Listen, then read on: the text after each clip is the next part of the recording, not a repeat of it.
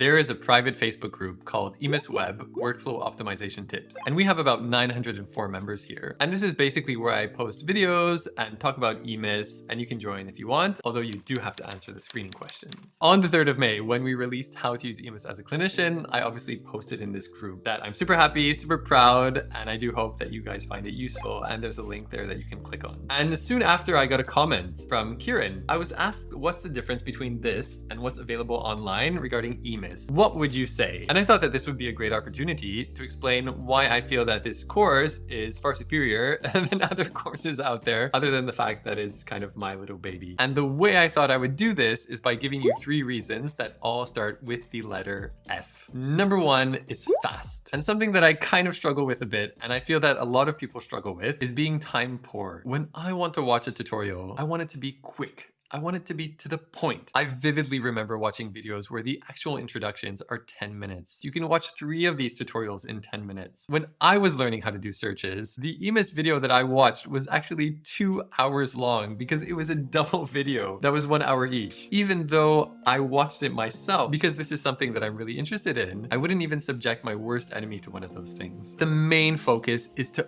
only show you exactly what you need and nothing else, and getting straight to the point in the shortest time possible. The second F is face friendly. In my lifetime, both as a doctor and a sound engineer and music producer, I have watched hundreds of tutorials, literally hundreds. And what I'm gonna say right now is gonna sound a little bit strange, but I find that the ones that I've connected with the most were the ones where I could actually see the person doing what they are trying to teach us. And so with my tutorials, I want you to see me doing what I am trying to teach you. I want you to see my face. I want you to see my facial expressions. I want you to see me moving the mouse, and I want you to see me clicking on the things that I want you to click on. I want you to actually see that there's a human behind this tutorial that is trying really, really hard to show you how to do sometimes pretty complicated things in EMIS. And so that was face friendly. Now, reason number 3 is for you, and effectively for me. The way that I've created this course is I pictured myself as a new starter many, many years ago, admittedly, and what would I like to know from someone who really knows how to use EMIS and has been using it for many, many years. And specifically, as a clinician, what are the things that I really need to know?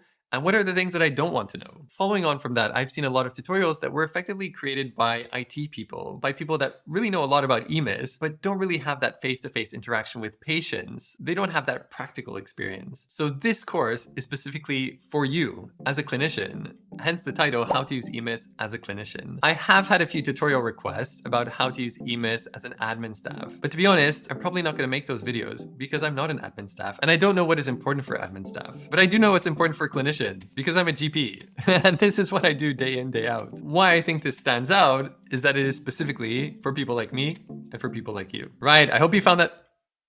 What? Are you saying there's a 4th F?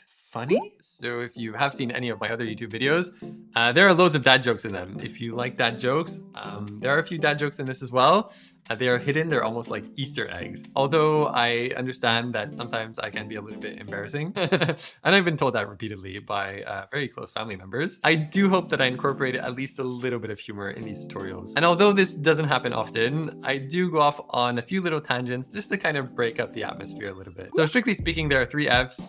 Not strictly speaking, there are probably 4 Fs. And that is it, guys. I hope you are finding it useful if you are using the course. If you aren't using the course and want to ask me any questions or have any comments, please feel free to email me directly. Otherwise, good luck.